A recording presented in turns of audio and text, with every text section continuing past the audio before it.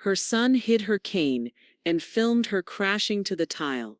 Dorothy Lennox, retired CPA and widow, didn't scream. Brady, her only child and self-declared heir, posted it for laughs. By the end of the week, his trust fund was frozen, revoked, and legally dismantled. She'd spent decades managing his life, but now she was balancing her own.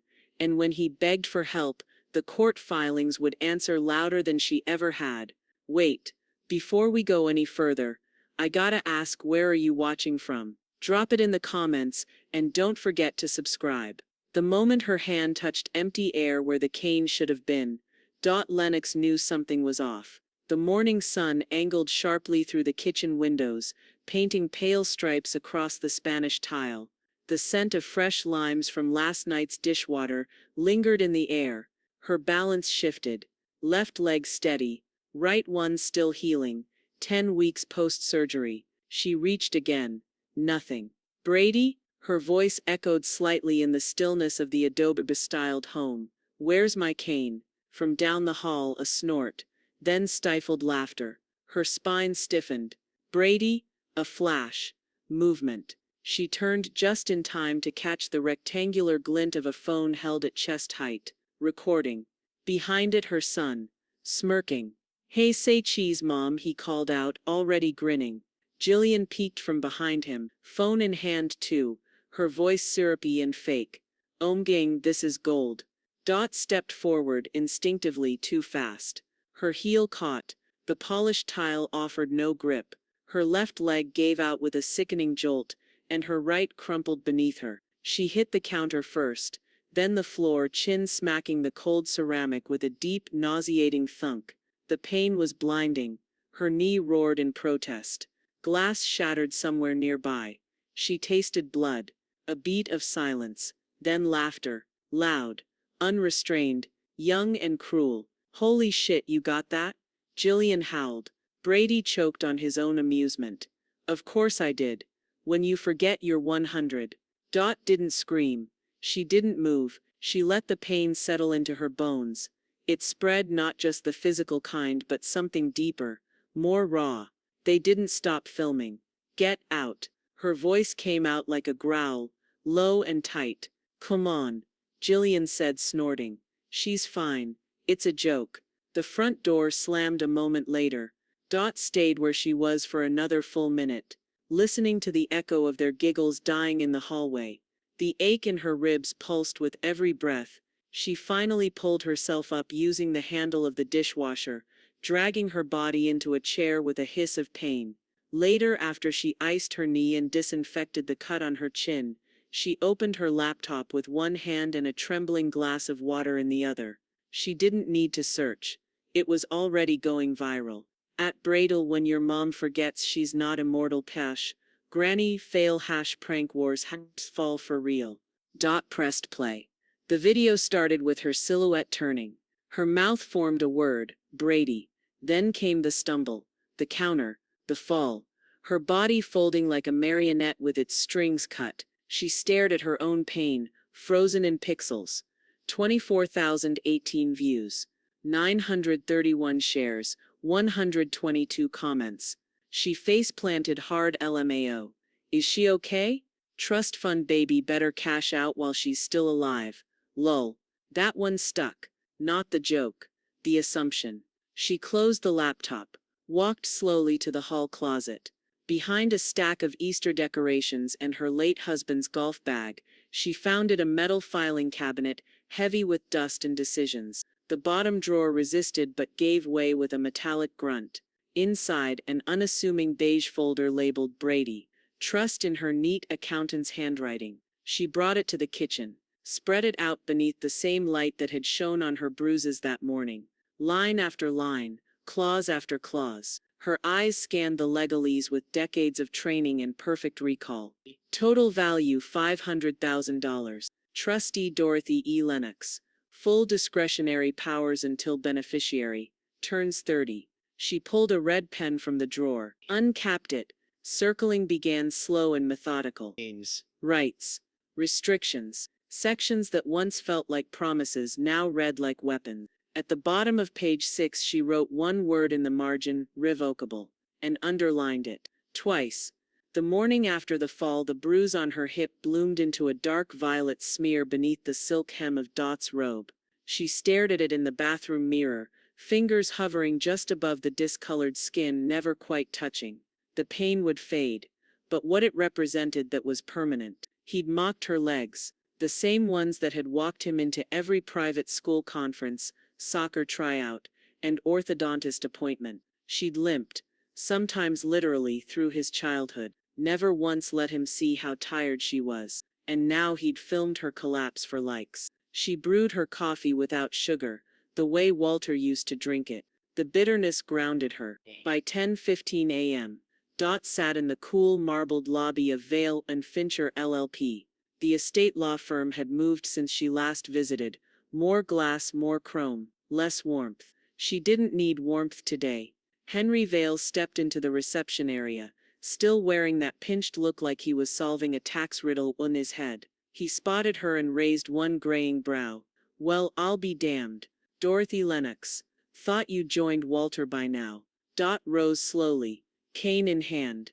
"Not yet, but I might send someone ahead." Henry chuckled and motioned her into his office. Once inside, she opened the folder labeled Brady Trust and slid it across the desk. He took it with the same care you'd give an unarmed grenade. She didn't speak as he skimmed, just studied the wall of degrees behind him. Yale, Georgetown. A black and white photo of a sailboat named Adjudicate. He always did like a metaphor. "Still think I'm just being a dramatic old woman?" she asked dryly. Henry looked up. "No. I think you're finally being a sharp one again." He adjusted his glasses. "You still have full discretionary control. No disbursements without your signature. Brady gets nothing unless you say so, until he turns 30. Can I dissolve it?" He leaned back, laced his fingers. "Completely. That's a longer process. But yes, if you can demonstrate moral misconduct, abuse, or mismanagement." And from what I saw online, he trailed off. The disgust on his face said enough. Dot pulled a thumb drive from her purse. The video, full download. Comments included. Henry accepted it with a nod, slipping it into his drawer like it was contraband. "This'll help. There's precedent for what you're trying to do, especially given your injury. I paid for everything, Henry." Her voice was calm but hard as porcelain. "His school tuition, his car, his insurance, his rent. Not a cent of it from that trust. That was supposed to be his safety net. But I've been the net all along." Henry gave a tight nod. "And now, I'm cutting the rope." They reviewed 3 legal pathways, each more surgical than the last. By the end of the hour, she'd initialed 2 forms and signed a third. Nothing irreversible, yet, but she'd lit the fuse. As Dot stood to leave, Henry asked, "You sure you want to go nuclear?" Dot turned at the door, her cane tapping against the floor with a rhythm as steady as a clock. "He said he'd never need to work, that his dad set him up for life." "Well, maybe his father did, but I'm still the one holding the pen." The Arizona sun hit her square in the face as she stepped outside. The heat soaked into her skin, but she didn't flinch. Let it burn. Let it brand. Back home, she poured herself another cup of bitter coffee and checked her phone. Notification at Jillian said what just posted a new video. Dot tapped the screen. "He pranked his old hag mom, and people are mad. Seriously, y'all need to chill. She's fine." The clip cut to Brady reenacting Dot's fall, arms flailing, knees buckling in exaggerated slow motion. Laugh track layered in. Dot watched in silence, then calmly opened her drawer again. She pulled out a second folder. One Brady had never seen.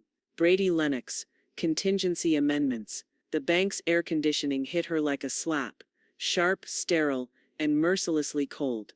Dot welcomed it. She walked through the glass doors with the kind of deliberate grace that comes from years of masking pain.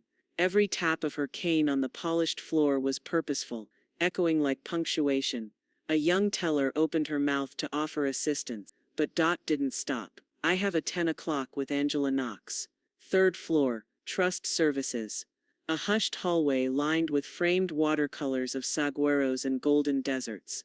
All the serenity of the Arizona landscape, none of its heat. Angela Knox rose the moment Dot stepped into her office. Early 40s, charcoal gray suit, minimal makeup, the kind of woman who ran things without raising her voice. Mrs. Lennox, Angela said with a tight professional smile.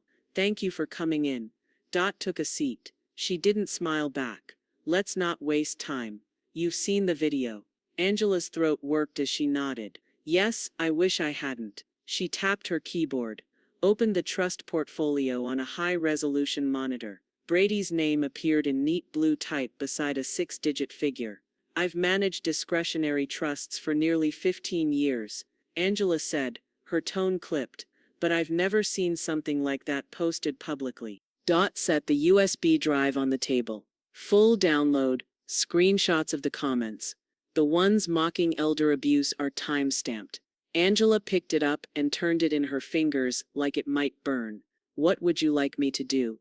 Dot didn't flinch. Freeze all disbursements immediately. Pending an abuse review. Angela blinked. You have that authority under the current structure, but it will raise questions. Let them ask. Dot's voice didn't rise. It didn't need to. If he wants to make a spectacle of my pain, I'll return the favor on paper. Angela gave a slow, professional nod and began typing. Freezing discretionary access. Flagging for internal review.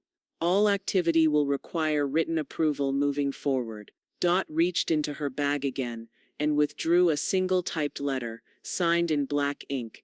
I'd also like to revoke my payment of his car insurance. Effective immediately. It's with Sungrover Auto. Policy numbers at the bottom. Angela's brow rose slightly. That might prompt him to contact you. Dot looked her in the eye. I hope it does. By the time she left the bank, the temperature outside had climbed to 99, but inside Dot's chest, it felt cooler. Like stepping into control again. Back at home, she logged into her university alumni portal and submitted a formal complaint through the student conduct system. Anonymous. Precise. With attachments. Targeted cyberbullying of a vulnerable individual. Public humiliation. Possible violation of student code of conduct. Victim is the student's mother, 68, post-surgical. She didn't include her name. The video spoke louder. That afternoon, Dot sat in Dr. Elridge's office. The faint smell of antiseptic clinging to the fabric chairs. He examined the fresh bruising around her ribs, the purple-yellow arc along her knee. I want it documented, she told him. Dr. Elridge didn't argue. Contusion, minor tissue damage. Aggravated healing due to prior surgery. Emotional impact. Dot exhaled slowly. Does betrayal count? He met her eyes. It does to me. She left with signed documentation in a sealed folder. The paper felt heavier than it was. That evening, as Dot sat by her window watching the desert turn from gold to rust, her phone pinged with a new email from Henry Vale. Subject: disbursement attempt notification. Urgent content. Brady Lennox has submitted a $7,500 advance request from the trust. Claimed educational materials and wellness retreat. Do you approve? Dot stared at the screen. A wellness retreat. Her jaw set. Her thumb hovered over the screen. She didn't click approve. She clicked forward. To Angela Knox.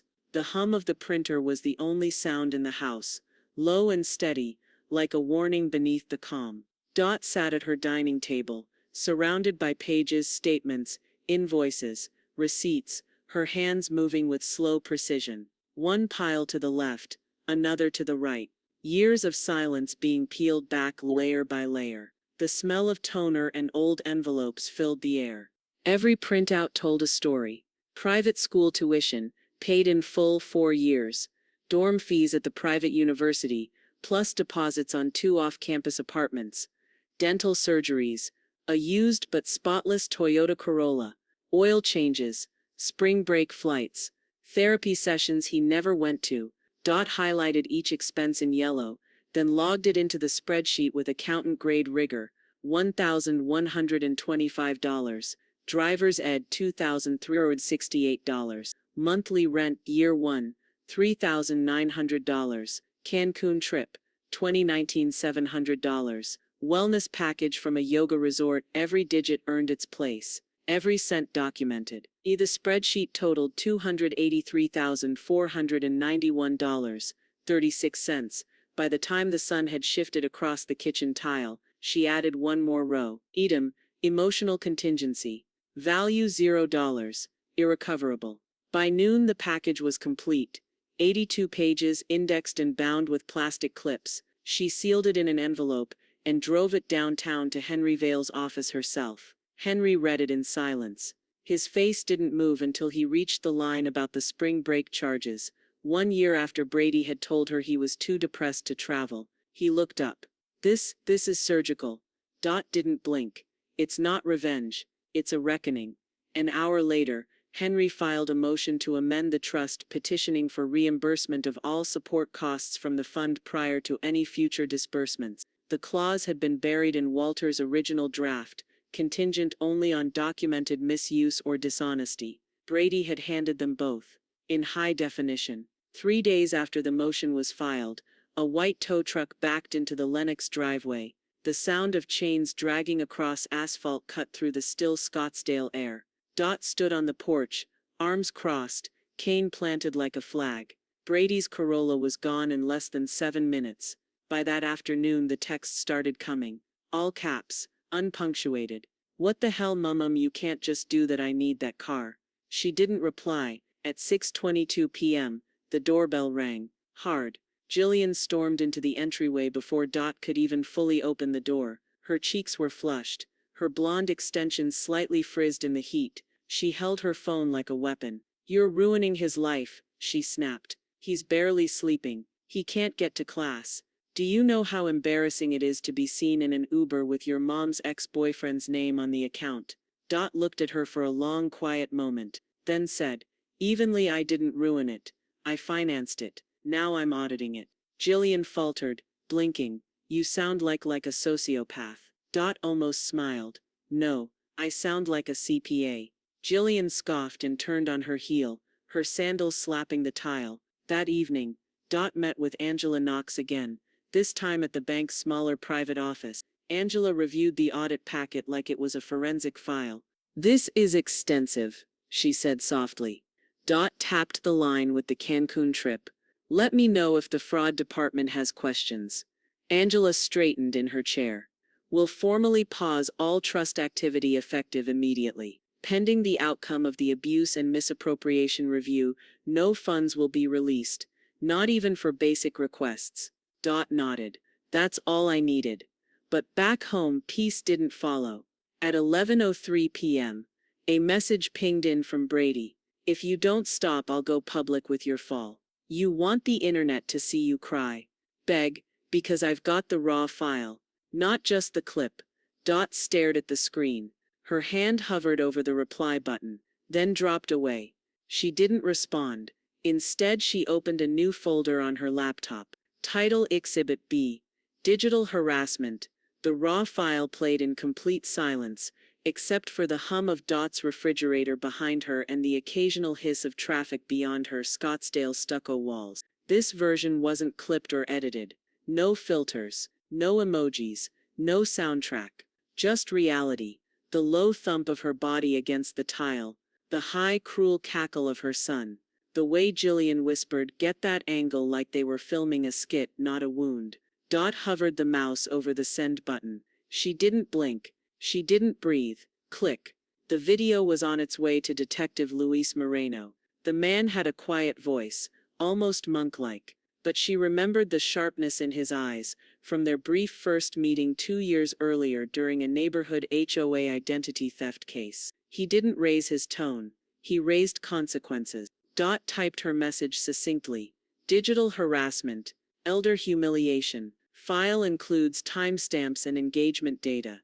25.4K views as of this morning. She didn't expect a quick response. It came in under 9 minutes. Received. Upload validated. Will be issuing a preservation order for all related accounts today. Proceeding with cyber harassment investigation under Elder Abuse Statute ARS Section 13-21. It was the first time Dot had seen a law code cited in defense of her pain. She closed the email and picked up her phone. Henry had been waiting for her signal. His voice crackled through the line like dry paper. Are we escalating? Dot answered without emotion. Appoint an independent trustee. Let's take me out of it. A pause. Then you sure about that? She was. And wasn't. It's not emotion, Henry. It's strategy. Let him think he's winning something. Let him see the battlefield empty out. That's when you gut him. Henry chuckled quietly. Still sharp as tax season, he filed the petition that afternoon. Brady would be notified that his mother was stepping down as trustee, that a neutral third party would now evaluate any remaining action. It would look like a concession, a retreat. It wasn't. It was the prelude. The same day, Dot received an alert from an account she didn't remember following. At Brandhouse Collab had just tagged it. Jillian said what in a post, then untagged her, then deleted it altogether. Jillian's grinning face had briefly appeared in a flat-brimmed hat, holding a smoothie captioned, "Not all partnerships age well." The comment section had already turned, "She filmed that elder woman falling, cancelled. Gross. This is why you don't date influencers with no morals." Dot didn't smile, but she didn't look away either. She printed the screenshot and added it to a growing folder labeled Firebreak. Later that evening, Dot sat in Henry's office again. The walls were still lined with dry law books and the faint scent of pine cleaner. He read over her newly signed motion twice, then looked up. "Dorothy, this isn't just a freeze. This is nuclear." She nodded. He crossed a line. "I'm burning the bridge." He turned the document toward her. Her signature sat in bold ink beneath the title, "Motion to Dissolve Trust, Beneficiary Misconduct." Henry exhaled. "Once we file this, there's no going back. No second chances. The fund will be liquidated under fiduciary forfeiture. He'll be out, permanently." Dot reached for her cane, stood slowly. "Good. Let it all end." The fund was meant to carry his future. Instead, he weaponized it. She paused at the door. "He thought I was a stepping stone. He forgot stepping stones don't forget where the weight fell." The call came in at 6:42 a.m. Too early for apologies, too late for regrets. Dot was already awake, seated in her breakfast nook with a black coffee cooling beside her. The morning sky over Scottsdale was pale and silent, smeared with streaks of dusty orange. The wind barely touched the desert palms outside her window. Her phone buzzed against the ceramic tile. She let it ring twice before answering, her tone even, unreadable. "Yes?" Brady's voice burst through, furious and unfiltered. "What the hell is this, Mom? Henry said you filed to dissolve the trust. You can't do this. This is illegal." Dot didn't flinch. "Section 12, paragraph 3, she said, as if reading a menu. "Disbursements are conditional upon beneficiary conduct. Discretionary authority remains with the trustee until beneficiary reaches age 30.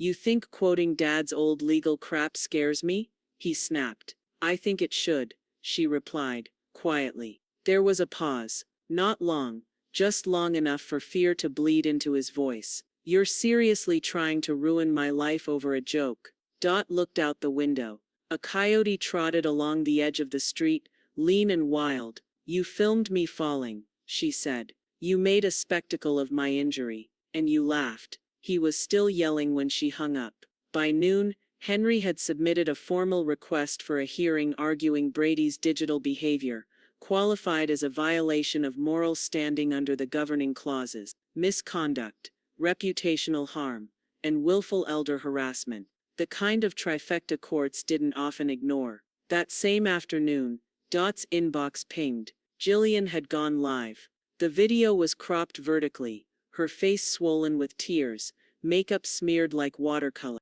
She sniffled for the camera.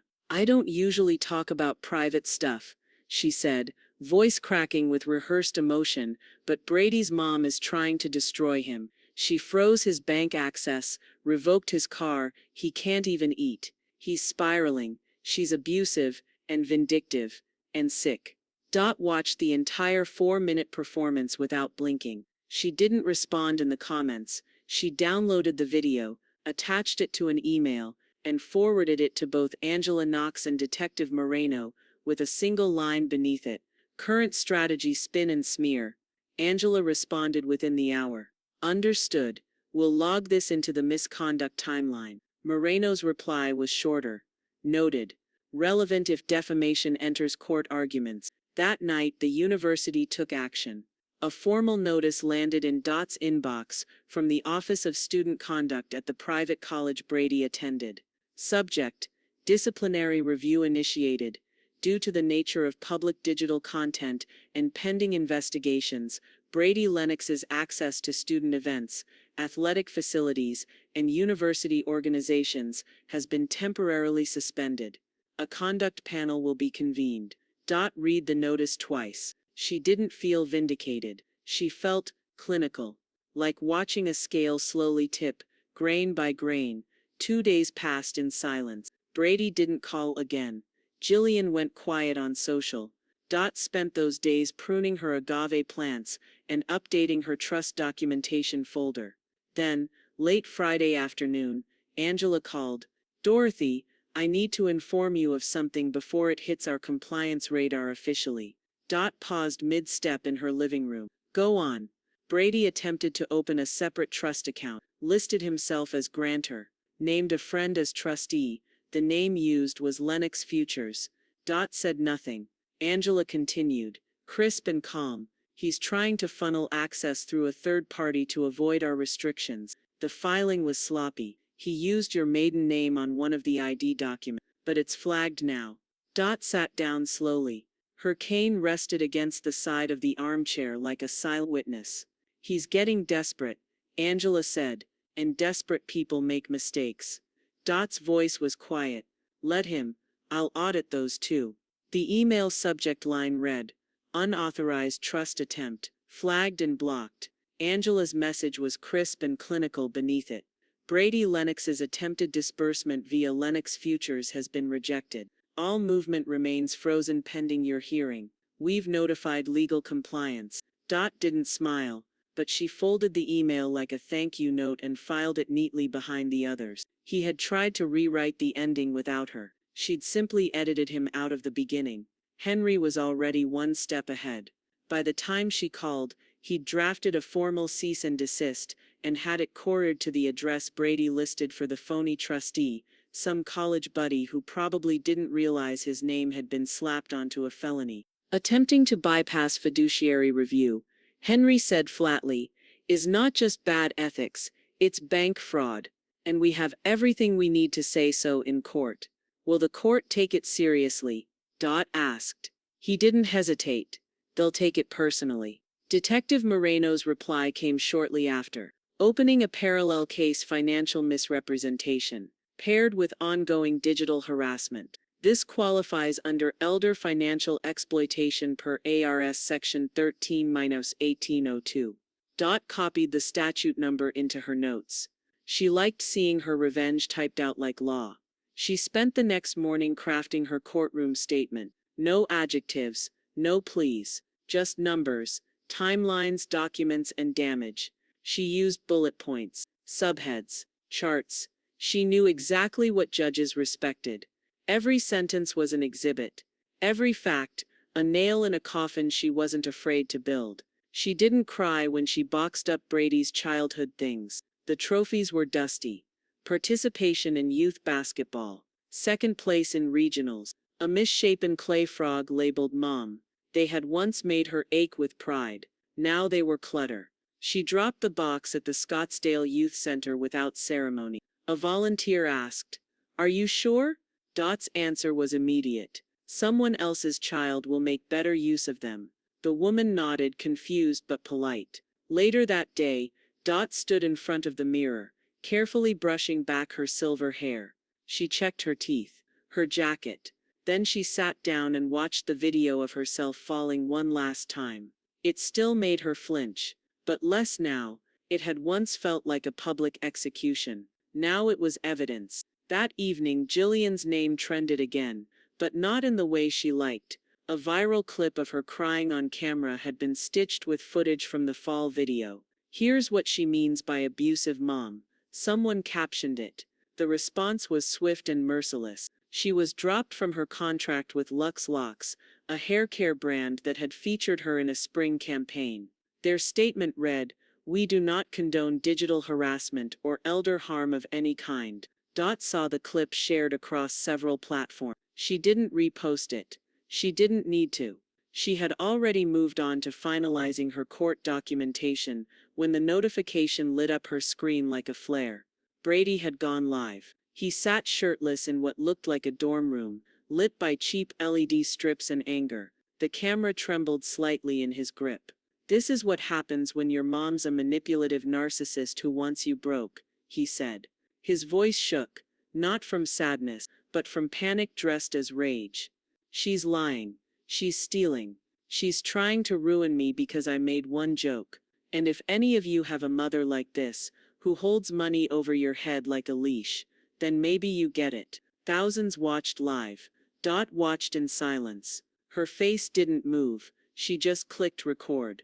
The clip had been live for less than 12 hours when Dot submitted it to the court. She didn't flinch, while watching Brady's face twist with performative rage, didn't pause as he called her a narcissist and thief to thousands of followers, and didn't react when the chat filled with venomous comments from strangers who didn't know a single detail beyond his. She simply screen recorded it, transcribed the captions, logged the timestamp, and saved everything to a folder titled Exhibit B, Pattern of Behavior. Then she made the call. "Henry," she said calmly, "I'm ready to move this forward." By mid-afternoon, the formal complaint was filed, updated to include Brady's stream, previous videos, and all social media captions, where he directly accused Dot of theft, mental illness, and emotional abuse. Henry added a new section to the dissolution petition: defamation risk to trustee reputation. "This strengthens our claim substantially," he told her over the phone. "If he's trying to weaponize a public platform against the original fiduciary, the court won't ignore that." Dot hung up without a word. She didn't need comfort. She needed momentum. Angela Knox followed through next. "Effective immediately, all trust transactions are fully locked," she wrote. "No disbursements, no requests, no third-party transfers. We're entering final restriction status." The language was legal, dry, and merciless. Exactly the kind Dot had learned to wield in her years as a CPA. Paper never panicked. Paper outlived memory. The next morning, Dot pulled on her navy blazer, the one with the deep interior pocket that still held a mint from a church service 4 years ago. She wore low heels, against her better judgment, and took her time climbing the courthouse steps. Her cane echoed on each rise like a metronome of quiet defiance. Inside, the Maricopa County Courthouse was a cavern of polished floors and glass-paneled tension. Everything smelled of air conditioning, copier ink, and faint courtroom anxiety. She signed in for her procedural meeting, just a status check on the filing, but when she turned from the counter, Jillian was there. Sunglasses on, lip gloss fresh, clutching a phone she wasn't yet recording with. Her smile was tight, calculated. "This is going too far," Jillian said, stepping into Dot's path. "He's spiraling. He's drinking. Sleeping all day. His dad wouldn't have wanted this." Dot looked her up and down slowly. "And yet you're still dressed for brand deals." "I'm serious," Jillian said. "This will destroy him." Dot leaned on her cane, just slightly. Her voice didn't rise. "You both pressed record." "I just pressed print."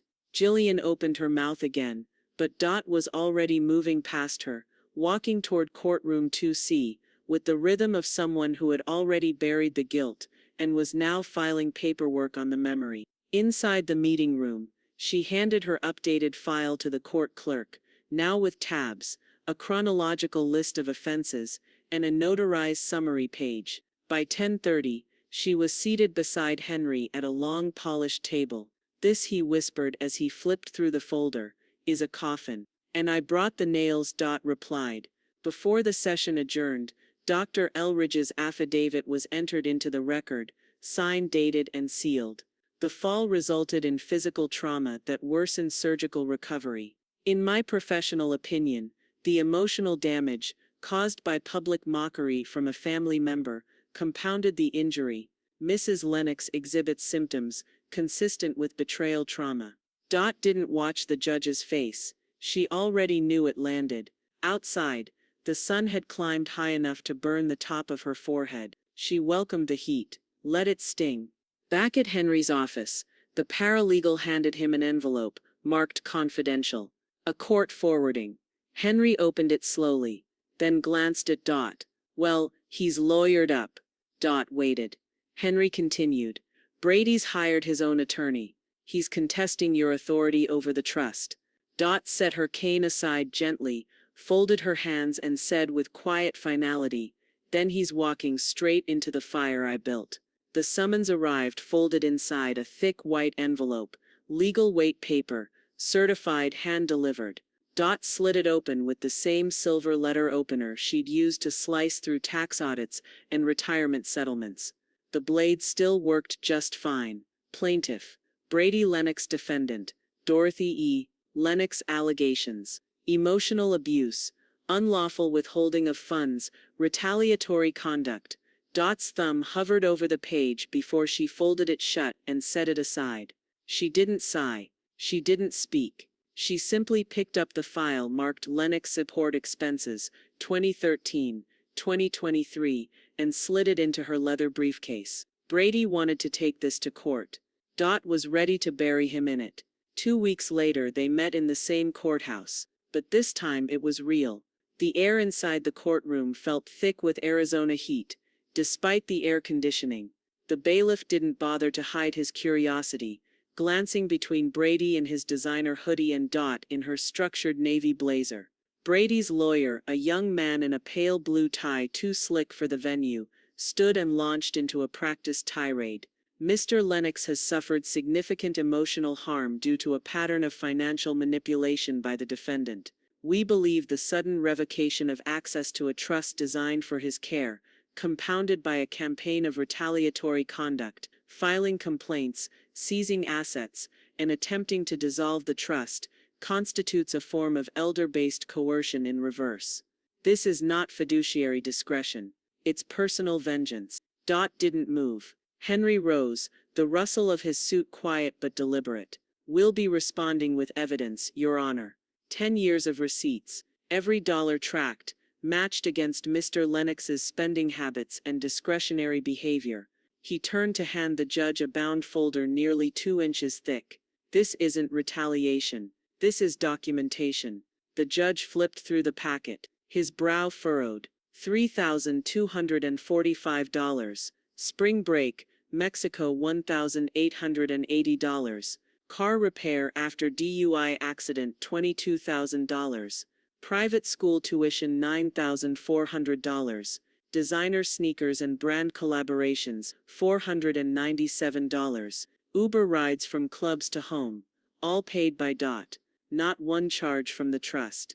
Henry continued, his voice steady. My client never accessed the trust for these expenses. She paid for all of it from her personal savings. The trust, Your Honor, remained untouched until the beneficiary's conduct gave reason for concern. Brady squirmed in his seat, tugging at his collar. His lawyer whispered something in his ear, but the damage was already bleeding out. Angela Knox took the stand next. Straight posture, crisp tone. Every trust withdrawal was signed off by Mrs. Lennox. Every one fell within legal bounds. There was no breach of fiduciary duty. The discretionary clause gives her full authority until age 30. That's not just standard, it's protection. For the trust and for the family legacy. Then came the moment that dropped the room into silence. Henry handed the judge a USB drive. Respectfully, Your Honor, we request that this video created and posted by the plaintiff be viewed as evidence of moral breach. The judge clicked play. Dot's fall, her body hitting tile, the laughter, the hashtags, the comment section. The judge's face went stony. This is disgusting. Brady looked down, suddenly very interested in the scuff on his sneaker. His lawyer leaned back, trying to disappear into his seat. Detective Moreno testified last. In reviewing engagement metrics, the video was strategically tagged for virality. It was posted at peak engagement hours, titled for shock value, and paired with trending audio. The comments were not disabled. In my professional opinion, This was not an impulsive post, it was an orchestrated attempt at elder mockery for digital gain. Silence again. Then the judge leaned forward. His voice was calm. I'm granting the respondent, Mrs. Lennox, full legal clearance to proceed with the dissolution of the trust fund, pending final hearing. I've seen enough to determine that the moral contract underlying this inheritance has been broken. Brady's mouth dropped open. You're kidding, she's lying. The gavel struck once. This court is not a content platform, Mr. Lennox. You don't get to edit what we see. The funds moved with all the noise of a whisper, quiet keystrokes, two-factor authentication, and a transfer form encrypted with more security than the family that once surrounded it. Dot sat across from Henry in the back office of the boutique estate firm. The room smelled faintly of linseed oil and legal ink, the kind that seeps into old books and older betrayals. Henry tapped the keys carefully, his eyes scanning each line as if to catch ghosts. Everything's being routed to the holding account we discussed, he said. Per court instruction, we'll allocate for processing fees, reimbursements, and the debt clause we had triggered from his vehicle lease default. Dot nodded. Leave enough space for a gesture. Henry paused. A gesture. She slid a second envelope across the desk, one he hadn't seen yet. Inside, donation paperwork for a Phoenix-based nonprofit that taught financial literacy to teens aging out of foster care. The check was already written. $5,000. Dot said softly. From the fund. One last lesson in how money should have been used. Henry raised his brows but said nothing. He only nodded and entered the directive. Later that evening, Dot sat in her den, sipping tea while a floor fan stirred the dry air. Her cane rested against the chair, untouched. The phone buzzed violently on the table beside her. The notification hit with a sting at Brady Live. She's donating my money to strangers. Literally stealing from her own son. This is elder abuse in reverse. Dude didn't click the video, she didn't have to. She could already imagine his face, red with performative fury, jaw clenched for the camera, trying to weaponize sympathy one last time. But the comments told a different story. Bro, you filmed your mom falling and laughed. Sit down, your dad left that trust, but she's the one who protected it. Don't bite the hand that wrote the checks. Genius. The tide had turned. Public opinion was no longer bending toward him, it was breaking. She set the phone down. The wind outside kicked up dust against the windows, and somewhere in the distance a palm tree creaked. By morning, Jillian's online presence had vanished. No trace of her handle, no goodbye post, just dead links and wiped accounts. Angela forwarded Dot the message from one of her contacts at a local branding agency. After review of her involvement in the recent social incident, we've elected to discontinue all future campaigns with Miss Roth. No apology, no contact, no defense. Just the sound of someone realizing that fame doesn't erase shame, it spotlights it.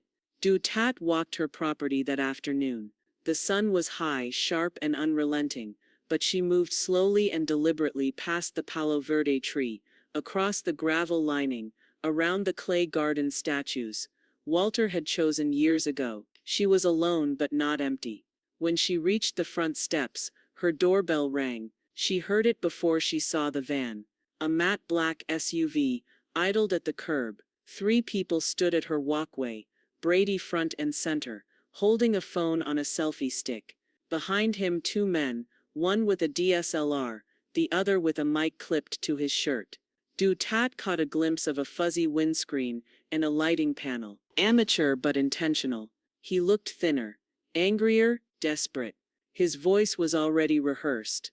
Ready to apologize on camera, Mom, he said, grinning like it was all a joke. Let's give the people closure. Tat didn't answer. She didn't need to. She just reached inside the screen door, slowly, and picked up her cane. Not as a prop, but as punctuation. Then she stepped forward, leaned on it once, and spoke 3 quiet words. Turn that off. Brady didn't knock. The door flew open with the weight of a camera already rolling. His phone was angled high, selfie style, and he wore a smug grin like armor. Hey guys, he said to the stream. So we're doing this live. Time to talk to the woman who thinks she owns the word mother. Tat stood 5 feet away in the cool entry hall, the light from her side window streaking across the hardwood like a spotlight on the wrong actor. She didn't flinch. Her cane rested beside the credenza, unused. "Come in," she said, voice low and even. Brady blinked, thrown for a beat. "You sure?" She nodded once. "You came for a performance. You might as well step onto the stage." He entered, careful to angle the camera toward her face, panning across the living room's clean lines, desert-hued furniture, and framed black and white photos from a family that didn't exist anymore. Dot walked slowly to the kitchen counter and, without breaking eye contact, pressed record on her own phone, screen dimmed and silent. It lay flat against the marble like a piece of silverware. Brady didn't notice. He was already pacing. "You lied about the trust. You twisted Dad's will. You've made me look like some entitled psycho online. You filmed me falling." Dot cut in.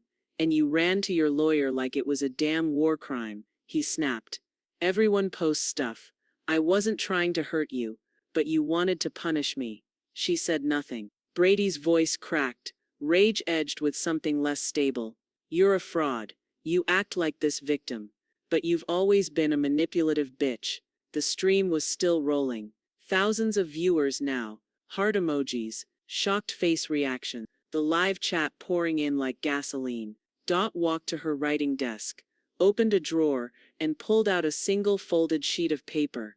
She walked back and handed it to him. Brady took it, eyebrows drawn. "What's this?" She answered flatly. "A printed legal notice. You're trespassing." He laughed. "This is my mother's house." "Correction," she said, stepping back. "This is my house. You have 5 minutes to leave, or you'll be removed." The paper trembled slightly in his hand. "You're unbelievable." In the background, the sound of gravel tires crunching outside broke the tension. A knock followed 3 slow, confident taps. Brady turned, confused. The camera still rolling. Dot moved to the door and opened it.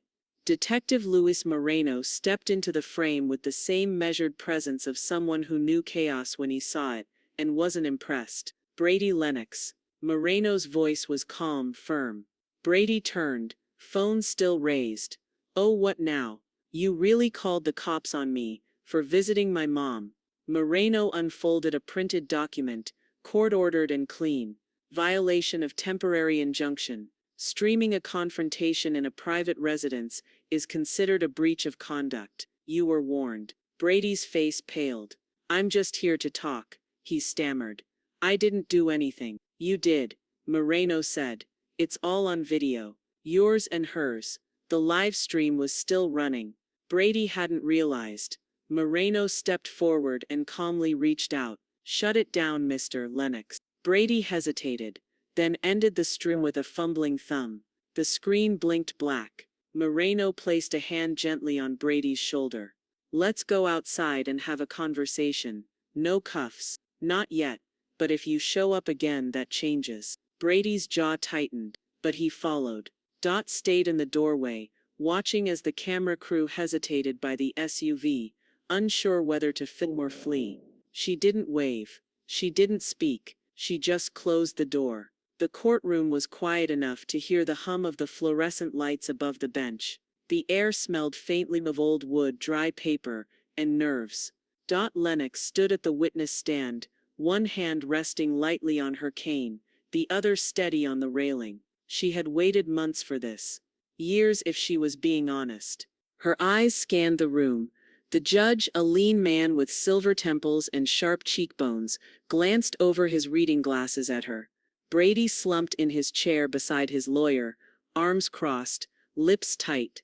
The boy who used to cry when he skinned his knee now looked like a man unraveling by inches. Dot didn't smile, but her voice was strong when it came. "I never intended to speak in this courtroom.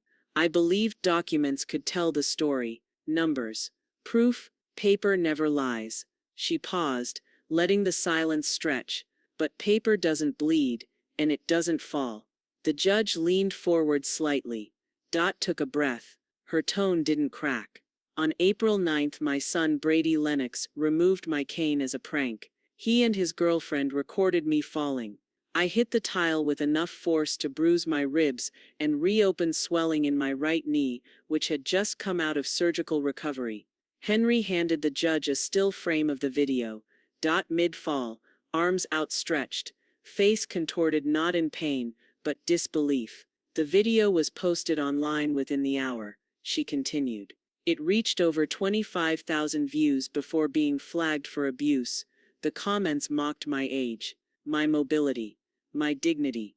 And Brady laughed. He captioned it with a joke.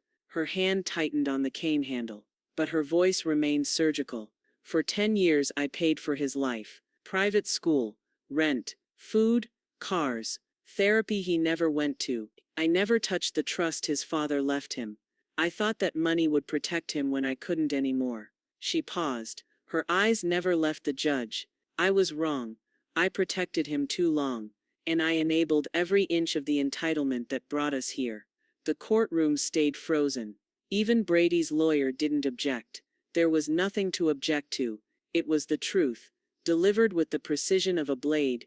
The judge turned to the documentation packet Henry had placed before him. Total trust value, $500,000. Total managed $497,000.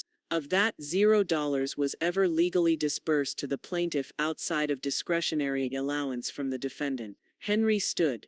Your Honor, we motion for full dissolution of the trust, with disbursement blocked. Additionally, we request debt recovery for non-trust expenses, and a clause to void any future inheritance through codicil attachment. Brady's lawyer, sweat visibly darkening his collar, rose slowly. Your Honor, if I may, this is a young man. Immature, yes, but not irredeemable. He made a mistake, a painful one. But is it truly justice to strip him of everything his father left him? We ask for grace. Dot's gaze cut clean through the silence. He filmed my pain, she said, and sold it to strangers. The judge held her stare a long moment, then looked to Brady, who fidgeted in his chair, trying not to meet anyone's eyes. I've reviewed the evidence, the judge said. I've watched the footage. I've read the comments. I've seen the financial records. This isn't about a mistake. It's about a pattern of disrespect, of abuse, of entitlement unchecked. He placed his gavel gently on the bench. Effective immediately, I grant full dissolution of the trust. No funds shall be released to the plaintiff. Mrs. Lennox retains the right to recover personal expenditures. Future inheritance may be voided at her discretion. The gavel fell once. Brady's shoulders sagged. His lawyer looked down. Dot turned and walked slowly from the stand, each step deliberate. Outside, the sun beat down on the courthouse steps. She didn't rush to her car. She stood still for a moment, letting the heat settle into her bones like closure. Her phone buzzed. She glanced at the screen. Text from Brady. Hope your cane breaks next time. Maybe I'll post that too. She read it twice. Then quietly, she took a screenshot. The office was still when it happened. No confetti, no champagne. Just the soft click of Angela Knox's mouse and a final keystroke that echoed louder in Dot's ears than any courtroom gavel. Angela turned her screen gently toward her. It's done. Dot leaned in, her gaze steady on the transaction confirmation. Trust closed. Balance relocated, fund status. Terminated beneficiary rights. Revoked. It looked like any other financial update. Black text, gray headers, clean margins, but Dot saw more than numbers. She saw a name erased, a legacy reset, a future rerouted. Angela sat back in her chair. Final balance post-recovery and fees was $83,612. You're moving the full remainder into the scholarship, correct? Yes. Dot handed her the new directive. Her voice was even, but the hand delivering the paper didn't tremble. It's called the Fall Forward Fund. I want the name included in every acceptance letter. Every form. Angela's brow rose, impressed. You're going to change lives with this. Dot replied. Good. He wasted his outside the bank. The Scottsdale heat hadn't let up. It pressed against her skin like consequence. As she walked back to her car, cane in one hand, sunglasses shading her eyes. Dot felt something she hadn't in months. Lightness, not joy, not triumph, just the slow, steady relief of a wound that had finally clotted. By that afternoon, Henry had filed the final paperwork for the trust's closure.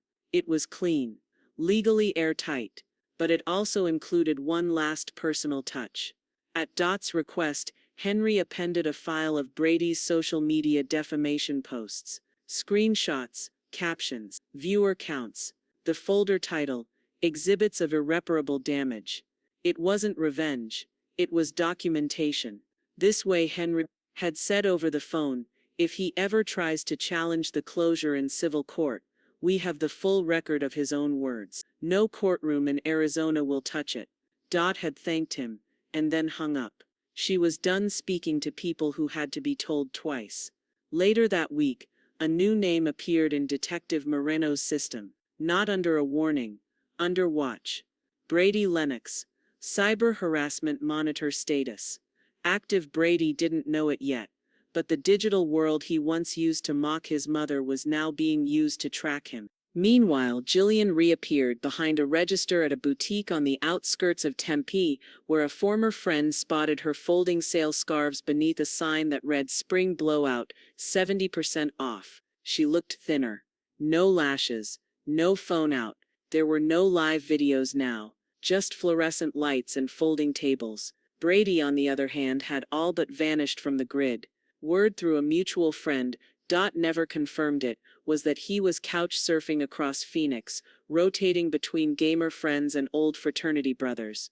A duffel bag, a laptop, a phone with no data plan, no car, no credit, no fallback. The only thing that arrived at Dot's address from him came 2 weeks later in a plain white envelope. No return address, postmarked from Glendale. Inside, a check. $100. Scrawled in the memo line, thanks for nothing. Dot stared at the check in silence. She didn't tear it, didn't laugh. She walked it to her filing cabinet and slipped it behind the final page of the trust closure documents. It didn't belong to the Fall Forward Fund. It didn't belong to anything. It was a relic, a receipt from a fire that had already burned down to dust. For the first time in months, Dot Lennox stood before a microphone. No courtroom, no judge, no lawyers at her flanks, just folding chairs, a podium draped in desert-toned fabric, and a backdrop that read in soft blue lettering, Fall Forward, First Gen Scholarship Launch. The auditorium buzzed softly with student chatter, the scent of cafeteria pizza lingering in the corners. A banner hung overhead, slightly crooked but proud. Dot ran a hand over her jacket, smoothing a single crease. Her cane leaned against the podium beside her, not for need, but for memory. Angela Knox introduced her. Our next guest turned personal harm into public hope. Please welcome, Dorothy Lennox. Applause rose light, unsure at first, then warm. Dot stepped up, adjusted the mic once. Her voice came out level, not loud. Last year someone filmed me falling, she began. They laughed, posted it online, called it content. I was the punchline. The room fell silent. I'm not here for pity. I'm here because I stood back up. I turned the trust fund that fueled that mockery into this program, Fall Forward, to support students like you. People who weren't handed everything but still try anyway. A girl in the third row sniffed, wiping her cheek. A boy beside her nodded slowly, eyes fixed on Dot. I didn't build this fund because I'm generous, Dot continued. I built it because I was tired of watching potential get wasted on people who didn't earn it. You're here because you're different, because you know what a second chance means. She paused, letting it breathe. My name is Dorothy Lennox. I was pushed down, but I didn't stay there. Applause erupted, real this time, echoing against the brick walls. After the event, students formed a small line to meet her. Some shook her hand. One handed her a crumpled note that simply read, "You made me feel seen." Another girl, barely 18, whispered, "That could have been my grandma." Dot didn't reply. She just gently placed her hand on the girl's shoulder and nodded. Outside, the Scottsdale breeze was warm, but calmer than usual. Angela Knox found her by the courtyard steps. You turned that hurt into protection, Angela said, hugging her tightly. It's the most dignified middle finger I've ever seen. Dot chuckled softly. It's quieter than I expected. The silence, I mean. Angela smiled. That's what healing sounds like. Later that evening, Dot returned to her adobe home, stone-walled, terracotta-roofed, silent as always. Her front porch light clicked on automatically, casting a golden glow over her walkway. On the kitchen counter, a package waited. The return label Vale and Fincher LLP. Inside, a single manila folder, stamped, dated. Labeled Lennox Trust. Closed, archived. Do not resurrect. A note was paperclipped to the front in Henry's tight script. Final copy. And an honor to witness. She ran her hand across the smooth paper, then slid it into her filing cabinet. Back left. Under LL Bud. Out in the backyard. The soil was already tilled. A young Palo Verde tree, its trunk thin but sturdy, stood in the center of the yard. Dot knelt slowly, pressing mulch around the base with bare hands. The scent of fresh earth filled her lungs, grounding, clean. She stood, brushed off her knees, and leaned her cane gently against the tree's base. It looked right there. Not as a crutch, but as history. She stepped back, hands on her hips, and let the warm air settle into her skin. Her eyes closed briefly, just long enough to remember how it had felt to fall. Then she walked back inside. No phone buzzed. No live streams. No headlines. Just peace. The house was still. So still Dot could hear the faint whir of the ceiling fan, slicing through the desert air above her head. Morning light slanted through the windows, bathing the tile floors in streaks of soft gold. Shadows stretched long and lean, quiet witnesses to the beginning of something new. Dot stood in the hallway. Alone. Balanced. No cane. Her right leg trembled slightly beneath her. But it held. And her left was sure planted like it always had been. Dependable, overlooked, quietly strong. She took a breath, let it settle low in her chest, and stepped forward. Then another. She walked through the house slowly, touching familiar things. The corner of the hallway, where Walter used to hang his hat, the chipped edge of the entry table, the framed photo of herself, and a much younger Brady, smiling with his arms wrapped tight around her neck, back when hugs were real and nothing was owed. But she didn't pause. She didn't replay. There was no mourning left to do. In the kitchen she set water to boil and pulled her favorite ceramic mug from the cat. It was smooth in her hands, painted with a faded watercolor cactus and a faint crack down the side. Still usable, still intact. She brewed tea in silence. No music, no podcasts, no ambient noise to distract her from the quiet she'd earned. The scent of chamomile filled the air, floral, earthy, grounding. Her phone buzzed once. She checked the notification without urgency. Text from Brady Lennox. You, still proud of yourself. No punctuation, no apology. Dot didn't open it. She slid her finger to the right and tapped delete. Just one soft click, and it was gone. No fanfare, no response, not even a read receipt. That was the last thread cut. She walked to the window overlooking her backyard, where the Palo Verde tree stood straighter now. Green buds were blooming along the slender branches. At its base, her old cane still leaned against the trunk. Sun-bleached, untouched, symbol, not necessity. Her phone buzzed again, this time with a notification from the Fall Forward Scholarship account. She opened it. A video had just been uploaded by a recipient. The student was standing in front of a campus dorm, backpack over one shoulder, wind catching her hair. She spoke with a shaky voice that grew stronger with each word. My name is Aaliyah, first in my family to go to college. The Fall Forward Fund changed my life. It told me that someone out there believed I was worth more than a statistic. It reminded me that a fall doesn't mean you stop moving. Sometimes it's just the pause before the climb. She looked into the camera directly. To the woman who made this possible, thank you for standing back up. The clip ended. Dot stared at the screen for a long moment, breath caught in her throat. Not grief, not sadness, just the kind of weight that reminds you you're alive. and worth the space you take up. The video had already hit 20,000 views, but this time, the comments were different. This is real power. Every generation needs a. Lennox. She turned pain into purpose. I needed this today. Opened her photo app, selected a recent image from her camera roll, taken at dawn, her kitchen counter, sunlight spilling across the tile, and her cane, leaned neatly against the far cabinet. She typed a caption, "Used to need this. Now I just keep it to remember what I stood back up from." She hit post. Then she closed the app and placed the phone face down. She finished her tea slowly, walking the edge of the kitchen barefoot, each step measured, but free. Outside, the wind rustled the Palo Verde leaves. Inside, nothing moved but her own breath. He took my cane and filmed my fall. I took his future and walked away without looking back.